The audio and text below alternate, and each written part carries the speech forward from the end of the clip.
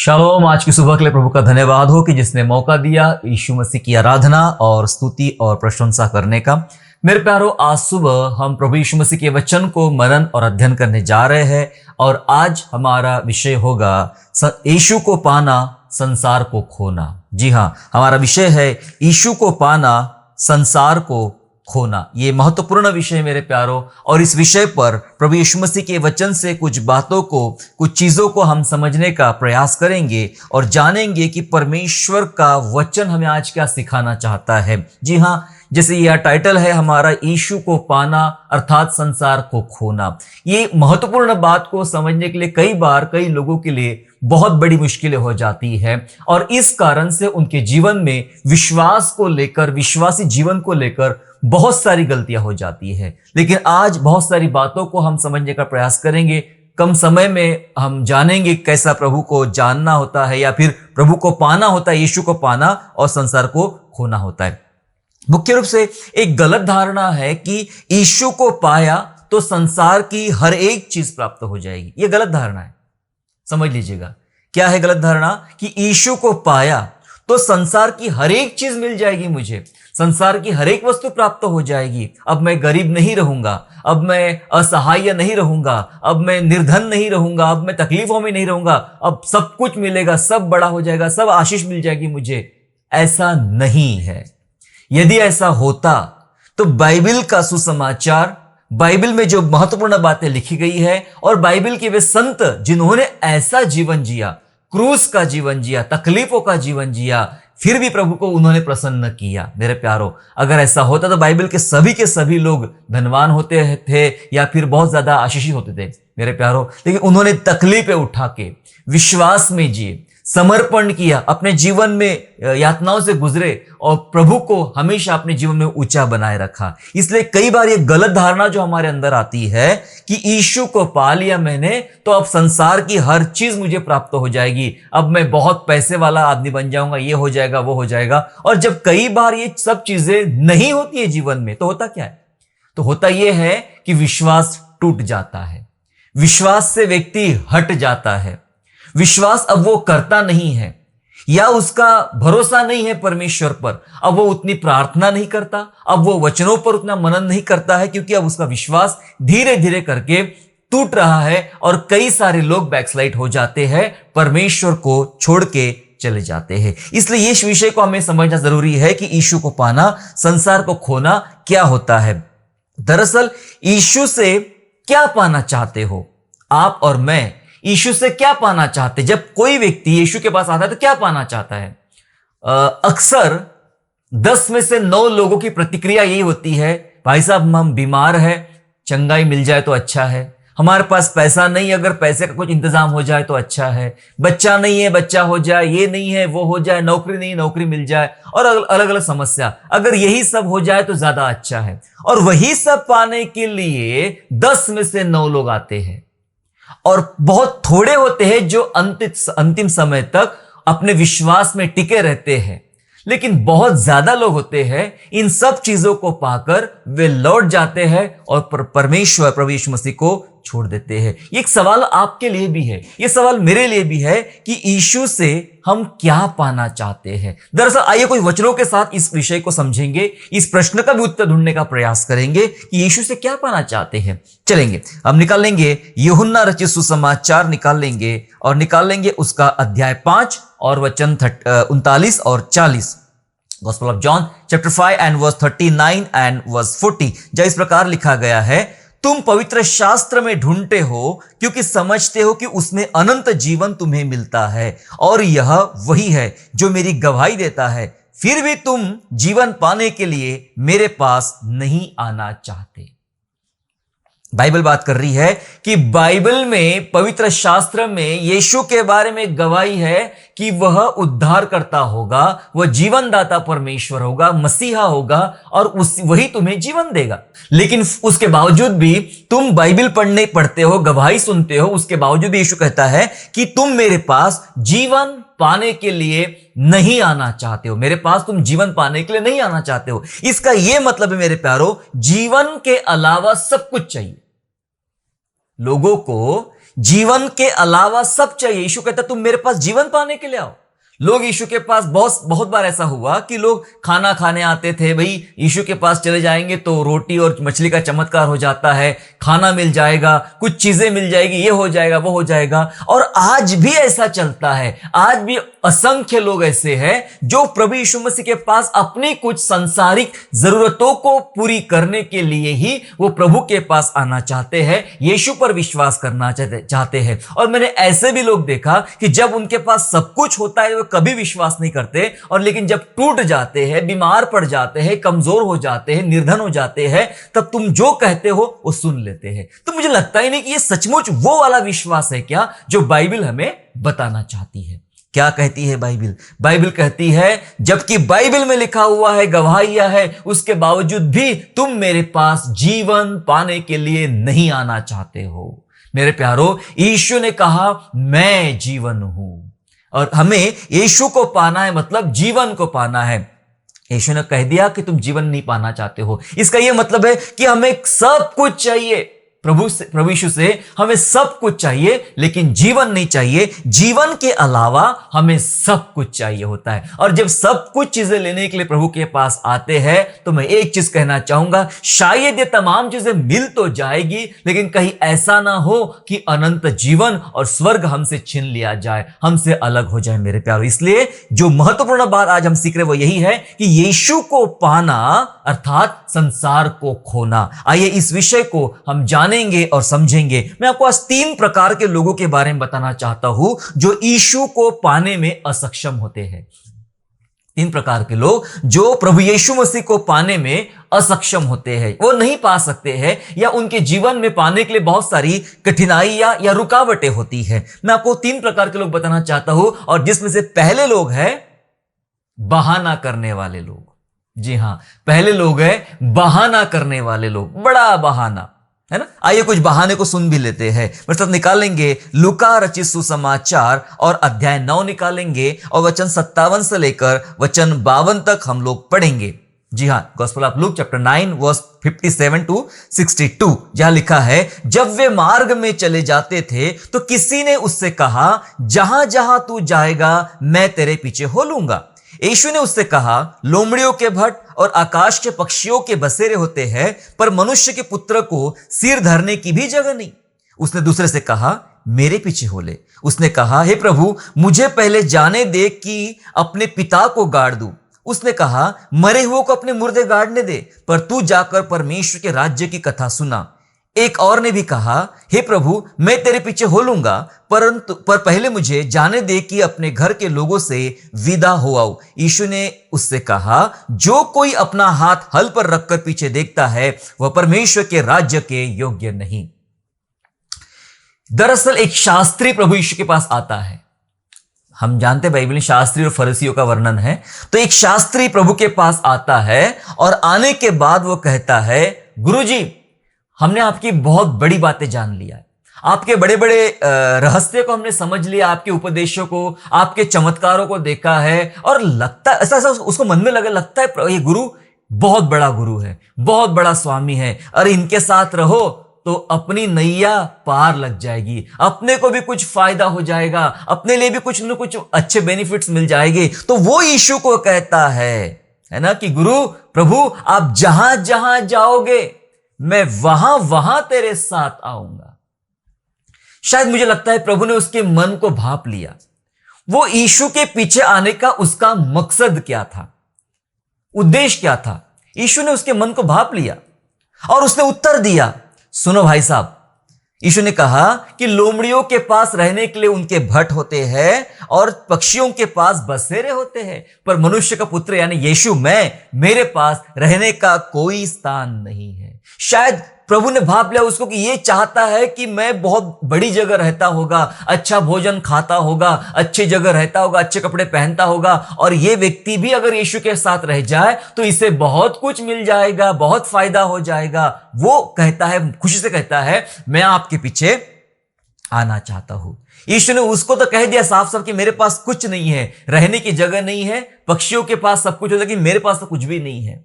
पता नहीं उसके आगे क्या हुआ, लेकिन उसने दूसरे व्यक्ति से कहा, तू चल मेरे पीछे, तू चल मेरे पीछे। और उस व्यक्ति ने एक अच्छा बहाना दिया, क्योंकि अभी अभी यीशु ने कह दिया था कि पक्षियों के पास बसेरे करने के लिए घोंसले होते हैं, लोमड़ियों के पास भट होते हैं, परंतु मेरे पास तो कोई जगह नहीं है। और यह बात दूसरे चेले ने भी सुन ली, दूसरे व्यक्ति ने भी सुन ली। और जब उसको यीशु ने कहा था मेरे पीछे हो ले, तो उसने कहा कि प्रभु पहले मुझे जाने दे कि मैं अपने पिता को गाड़ के आ जाऊं। मतलब अभी जिंदा है, गाड़ के नहीं, जब मर जाएगा तब एक बार वो मर जाए, उसका क्रियाक्रम कर दूं, और उसके बाद मैं पूरा जीवन तेरे पीछे में लगाना चाहूंगा। लेकिन पहली मेरी प्रायोरिटी है, पहली मेरी प्राथमिकता है मेरे पिता की जिम्मेदारी पूरी करना। दूसरे वाले ने कहा, उसका सुन के उसको लगा कि अब यीशु प्रभु मुझे भी कहेंगे कि तू भी मेरे पीछे चल। तो उसने इससे पहले कि यीशु कहे सामने से ही जवाब दे दिया। उसने कहा प्रभु जी मैं तो आपके पीछे आना चाहता हूं, मेरी बहुत इच्छा है, मैं आपके पीछे आऊंगा, लेकिन एक बार मुझे अपने घर वालों से विदा होकर आने दे। अब विदा होने में बहुत समय लग जाएगा। मां कहेंगी 6 महीना रुक जा, बाप कहेंगे 3 महीना रुक जा, बहन कहेंगी साल भर तो रुक जा मेरे घर में आए तो, फिर चाचा मामा ये वो करते पूरी जिंदगी बीत जाएंगी, आपको टाइम नहीं मिलेगा प्रभु के पीछे हो लेने का। लेकिन उसने ऐसा बहाना किया कि मैं अपने घर वालों से विदा होकर आता हूं। एक ने बहाना किया कि मैं अपने पिता को गाड़ के आ जाता हूं, उसके बाद मैं आ जाऊंगा, आपके पीछे आ जाऊंगा। ईश्वर ने कहा अपना हाथ रखकर हल पर अपना हाथ रखकर पीछे देखने वाला परमेश्वर के राज्य के योग्य नहीं। दरअसल यहां जो लोग कर रहे हैं वो कर रहे हैं बहाना। यहां जितने भी लोग हैं वो कर रहे हैं बहाना, और बहाने का कारण भी है, क्योंकि शास्त्री ने कहा था आपके पीछे आ जाऊंगा प्रभु जी, और यीशु ने कह दिया मेरे पास तो रहने के लिए कोई स्थान नहीं है। मैं आपको बताना चाहता बहाने करने का कारण क्या था। बहाने का कारण क्या था? बहाने का कारण यह था जब फायदा नहीं दिखता है तब बहाना किया जाता है। हां जी, जब फायदा नहीं दिखता है, वो शास्त्री ने सोचा कि क्या फायदा, जब प्रभु ने बोल दिया कि उसके पास रहने का कोई मकान ही नहीं है, जो जिसके पास रहने का मकान नहीं वो खाता क्या होगा, मुझे क्या खिलाएगा, मुझे भी अपने संग रोड पे सुलाएगा। तो शायद उसने 2 कदम पीछे खींच लिए। उसका सुनते ही, उसका देखते ही आसपास के और भी लोगों ने अपने कदम खींचना शुरू कर दिया, क्योंकि उनको लगा यीशु के पीछे चलने में अपना व्यक्तिगत कोई फायदा दिखाई नहीं पड़ता है। इसलिए बोला बहाना किया, है ना, बहाना किया पिता को गाड़ के आता हूं, बहाना किया कि अपने घर वालों से विदा लेकर आता हूं। फायदा, बहुत सारे लोग फायदा देखते कि मैं यीशु के पीछे चल रहा हूं तो मुझे फायदा क्या मिलेगा, और जब देखते फायदा नहीं मिल रहा तो नए नए बहाने लगाना शुरू कर देते हैं और प्रभु से पीछे मुड़ जाते, या प्रभु के पीछे होने की जगह वो संसार में चले जाते। इसलिए मैंने कहा यीशु को पाना मतलब संसार को खोना। संसार को खोना यह है मेरे प्यारो, सब खो देना पड़ेगा, फायदा नहीं मिलेगा, तब भी प्रभु के पीछे हो लेना पड़ेगा। दूसरी बात जो इसमें देखते हैं हम लोग की भावुक दिखाना, इसी बात में सीख रहे हैं बहाने बनाने वाले लोगों में, कि भावुक दिखा के यीशु से पीछा छुड़ाना चाहते थे लोग। भावुक दिखा के, अर्थात बहुत सारे लोग ऐसा ही करते हैं, भावुक दिखाते। प्रभु आपने सिखाया ना हमें कि मां बाप का आदर कर, मां बाप की जिम्मेदारी पूरी कर, है ना, तो मुझे अब फिलहाल मेरे पिताजी की जिम्मेदारी पूरी करने दीजिए। एक बार वो बूढ़े हो जाए, रिटायरमेंट उनका हो जाए, मर जाए, नाती पोते देख ले, मर जाए, फिर उसके बाद उनका क्रियाक्रम करके मैं आ जाऊंगा। आपने ही सिखाया ना प्रभु जी मां बाप का आदर करना, आपने ही सिखाया ना। भावुक करके यीशु से बहाना कर रहे हैं, और भावुक करके यीशु से पीछा छुड़ाना चाह रहे हैं। कई बार लोग आपको आपके ही बातों में फंसाने की कोशिश करेंगे, आपकी बातें आपको याद दिला के आपको नीचा दिखाएंगे और खुद बचने का प्रयास करेंगे। ऐसा इन्होंने किया। जी हां, भावुक दिखाया एक आदमी ने, उसने कहा कि प्रभु जी मैं अपने घर वालों से विदा लेकर आता हूं। आपने कहा ना ये परिवार प्रभु का दिया हुआ परिवार है, प्रभु के लोग हैं, उनसे मिलना अच्छी बात है। भावुक दिखा के यीशु से पीछा छुड़ाना चाहते हैं बहुत सारे लोग। तीसरी जो बात इसमें देखते हैं हम लोग कि भविष्य में संकट में नहीं पड़ना चाहते। भागने का कारण क्या है इनका वाला, इनका बहाना करने का कारण क्या है, पीछे हटने का कारण क्या है? एक ही कारण है कि भविष्य में संकट में पड़ना नहीं चाहते हैं। शास्त्री ने कहा आपके पीछे में जहां जाएंगे प्रभु मैं वहां आऊंगा। यीशु ने कह दिया घर तो नहीं है, तो घर नहीं है, खाना नहीं है, कपड़ा नहीं है, चीजें नहीं है, तो इसका यह मतलब है कि फ्यूचर में मेरे जीवन में बड़ा संकट आएगा। शास्त्री ने शायद सोच लिया बड़ा संकट आएगा और मैं संकट में पड़ना नहीं चाहता हूं, इससे अच्छा है कि अभी अपने कदम पीछे ले लूं। संकट में पड़ना नहीं चाहता। उसका सुनते ही दूसरे वाले ने कहा, मैं क्यों संकट में पड़ूं, मैं एक बहाना करता हूं, पिताजी को गाड़ के आता हूं। संकट में नहीं पड़ना चाहता, इसलिए भाग रहा है। तीसरा आदमी कहता है कि मैं अपने घर वालों से विदा लेना चाहता हूं। इसका मतलब मैं तुम्हारे पीछे चलते संकट में नहीं पड़ना चाहता हूं, मैं भागना चाहता हूं। ये बहानेबाज लोग हैं मेरे प्यारों। ये ऐसे लोग में से पहले लोग वो है बहाना करने वाले लोग जो यीशु को पाने में असक्षम है, क्योंकि जो कोई यीशु को पाना चाहेगा उसे संसार को खोना पड़ेगा, और ये बाइबल का नियम है। और यहां हमने पहले लोग देखे, यह है बहाना करने वाले लोग। दूसरे जो लोग होते हैं, एक ऐसे लोग जो यीशु के पीछे आना तो चाहते हैं परंतु कुछ और कारणों से पीछे हटने का प्रयास करते हैं। जी हां, हम सीख रहे हैं यीशु को पाना संसार को खोना। ये बहुत बड़ा सत्य है मेरे प्यारो बाइबल का। अगर आपको यीशु को पाना है तो बहुत सारी बातों को खोना पड़ेगा, खो देना पड़ेगा। पहले लोग हमने देखे बहाना करने वाले लोग, अब दूसरे लोग हैं लालच करने वाले लोग, लालची लोग या लालच करने वाले लोग। ये ऐसे लोग होते हैं मेरे प्यारो, ये लोग कभी भी प्रभु को नहीं पाते हैं या प्रभु के पीछे नहीं चलते हैं। यीशु को पाने में ये बहुत प्रकार से असक्षम लोग हैं। एक व्यक्ति के बारे में आपको बताना चाहता हूं। मत्ती रचित सुसमाचार अध्याय 19 और वचन 21 और वचन 22 वचन पे हम पढ़ेंगे। Gospel of Matthew chapter 19 and verse 21 and 22, जहां इस प्रकार से लिखा गया है, सुनिएगा। दरअसल ये कहानी एक जवान की है जो प्रभु के पीछे आना चाहता है और कहता है, प्रभु जी अनंत जीवन पाने के लिए मैं क्या करूं? और वो अनंत जीवन पाने के लिए तैयार हो जाता है और प्रभु कहता है आज्ञा को मान, ये कर वो कर, बोले बचपन से करता आया हूं। यीशु मसीह अब उसको एक जगह जाके रोक देते हैं क्योंकि वो बात बहुत जरूरी थी। और यीशु ने उससे कहा, सुनिए 21 वचन, यीशु ने उससे कहा, यदि तू सिद्ध होना चाहता है तो जा अपना माल कंगालों को दे और तुझे स्वर्ग में धन मिलेगा, और आकर मेरे पीछे हो ले। परंतु वह जवान यह बात सुन उदास होकर चला गया क्योंकि वह बहुत धनी था। वो जवान उदास होकर चला गया। आया तो था यीशु के पीछे चलने के लिए, पर यीशु के पीछे चला नहीं, उदास होकर लौट गया। क्यों उदास होकर लौट गया? पहली बात ने हां बोला कि जब प्रभु ने कहा तू आज्ञाओं को मान, तो बोले मैं मानता हूं, तू ये काम कर वो काम कर, बोले बचपन से करते आया हूं। वहां तकलीफ नहीं थी क्योंकि मनुष्य वो चुनना चाहता है जो उसके लिए आसान हो। वहां तकलीफ नहीं थी, तकलीफ तो वहां थी। यीशु को पता चल गया ये इसका मेरे पीछे आने का उद्देश्य कुछ और है, चलो मैं इसका उद्देश्य पूरा करता हूं। यीशु ने कहा अगर तू मेरे पीछे आना चाहता है, अपनी संपत्ति अपना माल कंगालों को दे दे, तब तुझे स्वर्ग राज्य में धन मिलेगा। और दूसरा काम क्या कर, मेरे पीछे चल, मेरे पीछे हो ले। वह आदमी उदास होकर लौटा क्योंकि कहा भाई प्रभु जी प्रार्थना करना तक ठीक है, आज्ञा मानने तक ठीक है, सेवा करने तक ठीक है, दान पुण्य के काम करने तक ठीक है, और कुछ भी मदद करने काम तक ठीक है, लेकिन अपनी पूरी की पूरी संपत्ति प्रॉपर्टी जिसको पाने के लिए मैंने पता नहीं कितने पापड़ बेले हैं और कितनी मेहनत किया है, वो पूरी जीवन भर की कमाई, वो मेरे बाप दादाओं की कमाई, मेरी तमाम वो प्रॉपर्टी, वो सब मैं कंगाल लोगों को नहीं दे सकता और एक खुद कंगाल बनकर आपके पीछे नहीं चल सकता।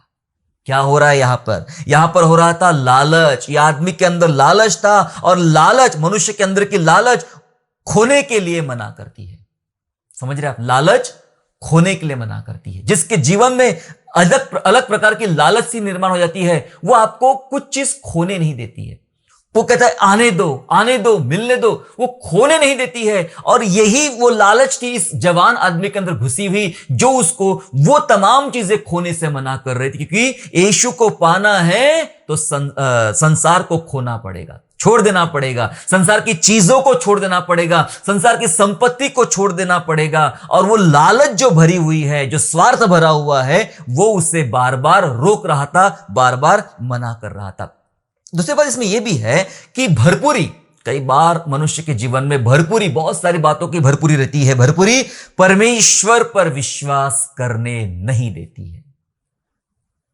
यही तो बात थी कि प्रभु आप जो बोलो वो काम मैं करने को तैयार हूं, लेकिन आप ये मत सिखाओ कि सारी प्रॉपर्टी संपत्ति कंगालों को बेच के आपके पीछे चलने का नहीं। भरपूरी मेरी ताकत है, भरपूरी मेरी जान है। और मैं भरपूरी के साथ जी सकता हूं, आपको जीवन भर धन्यवाद दूंगा।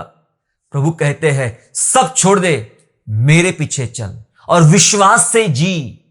क्योंकि यीशु के पीछे चलना, क्योंकि सारी संपत्ति अगर खो दिया तो जिएंगे कैसे, खाएंगे क्या, पिएंगे क्या, पहनेंगे क्या?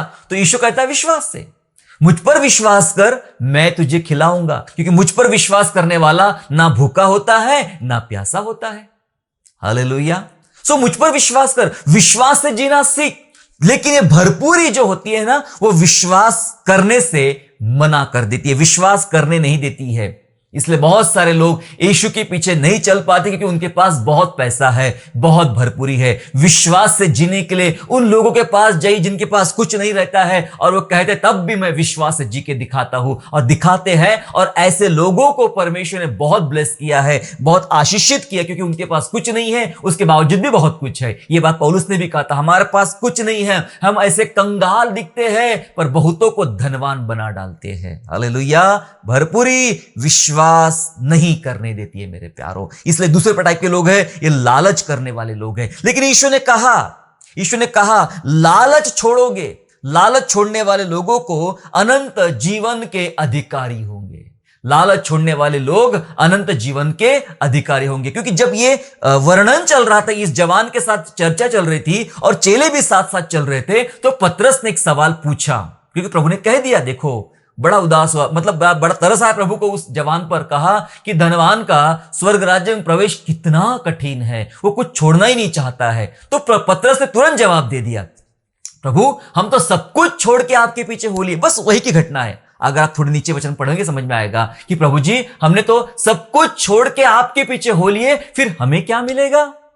फिर प्रभु ने उत्तर दिया, मत्ती रचित सुसमाचार उसी में 19वें अध्याय के 29 वचन में प्रभु ने जवाब दिया, सुनो, और जिस किसी ने घरों या भाइयों या बहनों या पिता या माता या लड़के वाले या खेतों को मेरे नाम के लिए छोड़ दिया है, उसको 100 गुना मिलेगा और वह अनंत जीवन का अधिकारी होगा।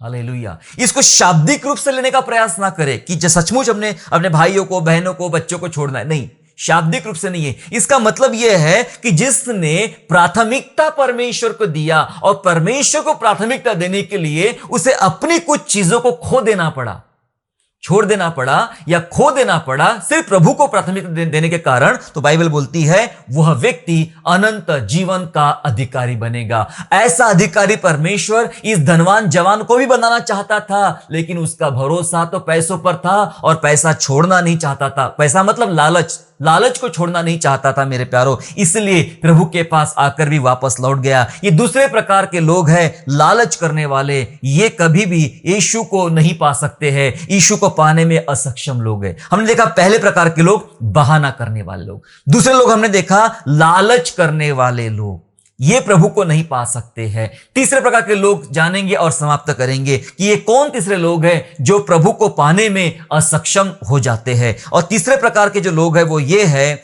यीशु की शिक्षा का विरोध करने वाले। तीसरे प्रकार के लोग जो है वो है यीशु की शिक्षा का विरोध करने वाले। जी हां, बहुत सारे लोग होते हैं ऐसे जिन्हें प्रभु की, यीशु की शिक्षा पसंद नहीं आती है। आज भी है। बहुत सारे लोगों को मैंने वाद विवाद करते सुना। मेरे साथ बहुत सारे लोगों ने वाद विवाद किया, बाइबल में तो ऐसा लिखा है, फिर वैसा तुम क्यों करते हो, फिर ये है ना वो, ऐसा ना वैसा, वो तुम्हारे यीशु ने तो ऐसा कहा, तुम्हारे प्रभु ने तो वैसा कहा। बहुत सारे लोग हैं, इवन मैं कह दूं कि कई सारे विश्वासी भी ऐसे हैं जिनको यीशु की शिक्षा से परहेज है, उन्हें पसंद नहीं। उन्होंने कुछ काम की बातें चुन लिया, अपने अपने काम की बातें चुन लिया, और जो काम की नहीं है, तकलीफ देने वाली है, उसे छोड़ दिया। यीशु ने कहा था तुम तो ऐसे हो जो मच्छरों को छान लेते हो और ऊंटों को निगल जाते हो। बहुत सारे विश्वासी भी, अविश्वासी तो है ही, पर विश्वासी भी बहुत सारे ऐसे हैं जिनको यीशु की शिक्षा पसंद नहीं है, बहुत सारी बातें पसंद नहीं है, पर बड़ी मजबूरी है उनकी, भाई चलो मानना पड़ेगा, जानना पड़ेगा, चलना पड़ेगा, एडजस्ट करना पड़ेगा, समझौता करना पड़ेगा, पर वो 100% यीशु की शिक्षाओं के साथ सहमत नहीं होते। और इसकी इसका एक परिणाम यह होता है मेरे प्यारों कि कल चल के उनका जीवन अविश्वास में चला जाता है, विश्वास से हट जाते हैं, प्रभु से दूर हो जाते। अच्छे अच्छे लोग अपने जीवन से प्रभु से अलग हो चुके सिर्फ इस वजह से कि उनको प्रभु की कुछ बातें, बाइबल की कुछ शिक्षाएं, प्रचारकों के द्वारा दी जाने वाली कुछ शिक्षाएं उन्हें पसंद नहीं आती है। जी हां, और यीशु की शिक्षा का विरोध करने वाले ये लोग हैं जो प्रभु यीशु मसीह को पाने में असक्षम है। यूहन्ना का सुसमाचार 6वां अध्याय हम निकाल लेंगे। यूहन्ना का सुसमाचार 6वां अध्याय निकाल लेंगे हम लोग और उसका पढ़ेंगे हम लोग 53 और 54, 53 और 54 वचन पढ़ेंगे। यहां प्रभु जी के पास कुछ शिष्य है और कुछ यहूदी लोग हैं, कुछ फरीसी लोग हैं और उनसे वे बातें कर रहे थे। ज्यादा न पढ़ते हुए हम काम का जो है 53, 54 वचन पढ़ेंगे आज के संदेश के लिए। लिखा है, यीशु ने उनसे कहा, मैं तुमसे सच सच कहता हूं, जब तक मनुष्य के पुत्र का मांस ना खाओ और उसका लहू ना पियो, तुम में जीवन नहीं। जो मेरा मांस खाता और मेरा लहू पीता है, अनंत जीवन उसी का है और मैं अंतिम दिन फिर उसे जिला उठाऊंगा। अब प्रभु जो संदेश दे रहे हैं, ये संदेश बड़ा कठिन है, क्योंकि ऊपर हम पढ़ते हैं यहूदी आपस में कुड़कुड़ाने लगे, झगड़ने लगे और कहा, ये मनुष्य में अपना मांस क्यों खिलाना चाहता है? क्योंकि वो उसको वैसा का वैसा ही ले रहे थे जैसा यीशु ने कहा। वे उसका शाब्दिक अर्थ ही अपने जीवन में ले रहे थे। प्रभु यीशु मसीह अपनी देह खाने के लिए दे रहा है। इसका मीनिंग, इसके पीछे का एक आत्मिक अर्थ है। इसका आत्मिक अर्थ है, यीशु समझा रहे हैं कि जो रोटी स्वर्ग से उतरी थी, जो मन्ना लोगों ने खाया और वो मन्ना आसमान से गिरा, खाया, मर गए, वो मर गए। लेकिन जो मैं हूं असली रोटी जो स्वर्ग से उतरी हुई, यीशु ने कहा, मैं हूं, जो मुझे खाएगा अर्थात मुझे ग्रहण करेगा, मुझे अपने अंदर लेगा, मेरे द्वारा जीवित रहने का प्रयास करेगा, विश्वास करेगा, मेरे द्वारा जीने का प्रयास करेगा, मैं उसके लिए रोटी बन जाऊंगा और वह व्यक्ति कभी नहीं मरेगा। इसलिए मेरा मांस खाने की चीज है और मेरा लहू वास्तव में पीने की चीज है। यह उसका आत्मिक अर्थ समझा रहे थे और इसके आत्मिक अर्थ को हम बहुत अच्छे से जानते हैं जब हम प्रभु भोज लेते हैं। ठीक है, उसके आगे क्या हुआ? उसके आगे 60 वचन देखिए, वचन 60 ऐसा बोलता है, इसलिए उसके चेलों में से बहुतों ने यह सुनकर कहा कि यह बात नागवार है, मतलब कठिन है, इसे कौन सुन सकता है? प्रभु कह रहे हैं कि मेरा मांस खाने की चीज है, मेरा लहू पीने की चीज है। और ये कुछ चेले जो थे वो भी सुनकर हैरान हो गए, ये तो बहुत मुश्किल बात है प्रभु, हम कैसे आपका मांस खाएं, हम कैसे आपका लहू पिए? आप तो लहू पीने की बात करते हो, मांस खाने की बात करते हो। ये भी उसका शाब्दिक अर्थ ले रहे थे और ये भी उनको समझ में नहीं आ रहा था। और ऐसा करते करते यीशु ने और इस बात को और ज्यादा समझाने का आगे प्रयास किया कि सचमुच वो जो रोटी है, जो मेरा मांस मेरा लहू है, वो क्या होता है, समझाने का प्रयास किया। लेकिन तब भी उनको समझ में नहीं आया। तो 66 वर्ष में क्या हुआ? 66 वचन में ऐसा हुआ, इस पर उसके चेलों में से बहुतेरे उल्टे फिर गए और उसके बाद उसके साथ ना चले, उल्टे चले गए, वापस चले गए अपने घर।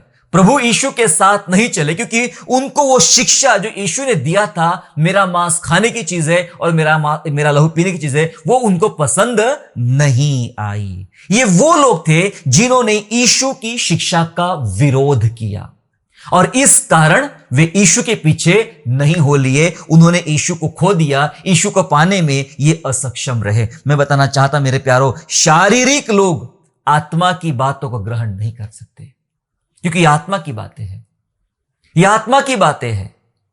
और बहुत सारे शारीरिक लोग उन बातों को वैसा का वैसा ही लेते हैं और इस वजह से प्रभु जो समझाना चाहते हैं, प्रभु जो कराना चाहते हैं, इस बात पर उनका भरोसा या विश्वास नहीं होता है मेरे प्यारों। तो शारीरिक लोग होते, चर्च में बहुत सारे शारीरिक लोग होते हैं, वे विरोध करते, संदेश खत्म होते ही झगड़े शुरू होते। कई चर्चेस में देखा, संदेश खत्म होते ही बाहर झगड़े शुरू होते। आज पास्टर ने ऐसा क्यों बोला, आज ये वचन में ऐसा क्यों हुआ, जरूर हमें टारगेट किया गया, जरूर हमें नीचा दिखाया गया। अरे भाई क्या बातें कर रहे हो? जो आदमी पुलपीठ पर चढ़ता है उसे परमेश्वर का भय होता है और परमेश्वर के भय में बोलता है। यह सुन लेना है कि उसकी आवाज परमेश्वर पिता की आवाज है, आत्मा की आवाज है मेरे जीवन के लिए। लेकिन लोग आपस में झगड़ा करना शुरू कर देते हैं कि आज मुझे ही नीचा दिखाया गया, मुझे टाउंटिंग की गई, मुझे ये किया गया, मुझे वो किया गया। शारीरिक लोग आत्मा की बातें ग्रहण नहीं करते, जो यहां के कुछ चेलों ने किया। मन के मुताबिक ना होना विरोध लाता है। मन के मुताबिक, इनके मन के मुताबिक शिक्षा नहीं दे रहा था प्रभु यीशु मसीह, है ना? इनके मन के मुताबिक होना चाहिए, नहीं ऐसा नहीं ऐसा चाहिए, वैसा नहीं वैसा चाहिए। जब कभी लोगों के मन के मुताबिक नहीं होता है तो वे विरोध करना शुरू कर देते हैं। कई कलीसियाओं में भी ऐसा होता है। हमारे मन के मुताबिक आपने संदेश देना चाहिए पास्टर साहब, हम जैसा सोचते हैं वैसा आप दीजिए, हमें जैसा सुनना है वैसा आप सुनाइए, हमारे मन के जैसा करो। हमारे मन के जैसा नहीं होगा तो हम झगड़ा करेंगे। दो गुट बन जाते हैं, अलग अलग ग्रुप बन जाते हैं, अलग अलग लीडर बन जाते हैं, मारपीट होना, झगड़े लड़ाइयां होना और पुलिस केस होना और बहुत सारी बातें होना, ये आम बात है आज कलीसियाओं के लिए, क्योंकि लोग मन के मुताबिक ना होने पर विरोध करना शुरू कर देते हैं। यीशु के चेलों ने भी उनके मन के मुताबिक उनको शिक्षाएं नहीं मिल रही थी, इसलिए वे लोग विरोध कर रहे थे। बहुत सारे लोग अगुओं को सिखाना चाहते हैं। चेले यीशु को बोलने का प्रयास, प्रभु आप ऐसा नहीं आप वैसा बोल दो ना। कई सारे लोग अगुओं को सिखाना चाहते हैं कि आपने ऐसा नहीं बोलना चाहिए, आपने ऐसा बोलना चाहिए, आप अगले संडे इस विषय के बारे में प्रचार कीजिए। बहुत सारे लोग मुझे प्रचार करने बुलाते हैं और सामने से कई बार कहते हैं आप ना इसके बारे में बोलना, आप उसके बारे में बोलना। कई बार मैं मना करता हूं कि भाई आप मुझे मत समझाइए कि मुझे किस बात पे बात करना है। आपने मुझे इनवाइट किया, मैं आऊंगा, प्रभु का वचन लेके आऊंगा और मैं सबसे पहले प्रभु से पूछूंगा, प्रभु क्या जरूरत है इन लोगों की, मैं क्या बताऊं, मुझे ये बताना, ये बताने वाले तुम कौन होते हो? परमेश्वर बताएगा कि मेरे लोगों को क्या बताना चाहिए। ये जरूरी होता है मेरे प्यारों। इसलिए सिखाने का प्रयास ना करें अगुओं को यह समझाते प्रभु, अगुओं को आप प्रभु के हवाले हो जाइए। जो परमेश्वर का आत्मा आपसे कहे वो कहना और निश्चिंत होकर कहना। एली ने उस छोटे नन्हे बालक शमूएल से कहा कि यहोवा ने तुझे जो बात बताई है बिल्कुल बिंदास्त कह दे। मैं भले बड़ा आदमी हूं, मैं बुजुर्ग आदमी हूं, मैं सब कुछ हूं, तू छोटा है, लेकिन अगर तुझसे प्रभु ने बात किया है तो जो बात किया है वो साफ साफ मुझसे कह दे, क्योंकि मैं सुनूंगा परमेश्वर की आवाज मेरे लिए क्या है। मैं ये नहीं सुनना चाहूंगा कि मेरे लिए जो ठीक है बस वही बातें करने का। बिलाम को इसीलिए ले गए थे कि तू हमारे पक्ष में बोल, जैसा हमारे लिए सही है वैसा तू बोल। मैं आपको बता देना चाहता हूं, यीशु की शिक्षा का विरोध करने वाले कभी भी परमेश्वर को पा नहीं सकते, उसको पाने में असक्षम है। ये तीन प्रकार के लोग मैंने आपको बताया हुआ आज। पहले लोग बहाना करने वाले लोग, दूसरे लोग लालच करने वाले लोग और तीसरे लोग यीशु की शिक्षा का विरोध करने वाले लोग। ये कभी भी यीशु को नहीं पा सकते हैं। इसलिए मेरे प्यार, क्योंकि यीशु को पाना है तो इनको ये तमाम चीजें, संसार की चीजें खो देना पड़ेगा। इसलिए हमने सीखा आज यीशु को पाना मतलब संसार को खोना। यीशु कहता है तुम जीवन पाने के लिए मेरे पास नहीं आना चाहते हो। हमने पढ़ लिया, तुम जीवन पाने के लिए मेरे पास नहीं आना चाहते हो। तुम्हें जीवन के अलावा सब चाहिए लेकिन जीवन नहीं चाहिए। आप और मैं क्या ढूंढ रहे प्रभु के पास? किन बातों के लिए आए प्रभु के पास? कौन सी बातें चाह रहे? क्या हम भी बहाना करने वालों में से है, या हम भी लालच करने वालों में से है, या हम भी यीशु की शिक्षा का विरोध करने वालों में से है? अगर ऐसा है तो आज इन सब बातों को अपने जीवन से दूर करे और यीशु को पाने के लिए तैयार हो जाए और संसार को खोने के लिए तैयार हो जाए। चलो क्रूस उठाएंगे और संसार की चीजों को खोते चलेंगे और यीशु के पीछे भेड़ बनकर उसके पीछे पीछे चलेंगे। हालेलुया। आइए हम लोग प्रार्थना करेंगे। स्वर्गीय पिता, यीशु के नाम से हम आपका धन्यवाद करते प्रभु जी।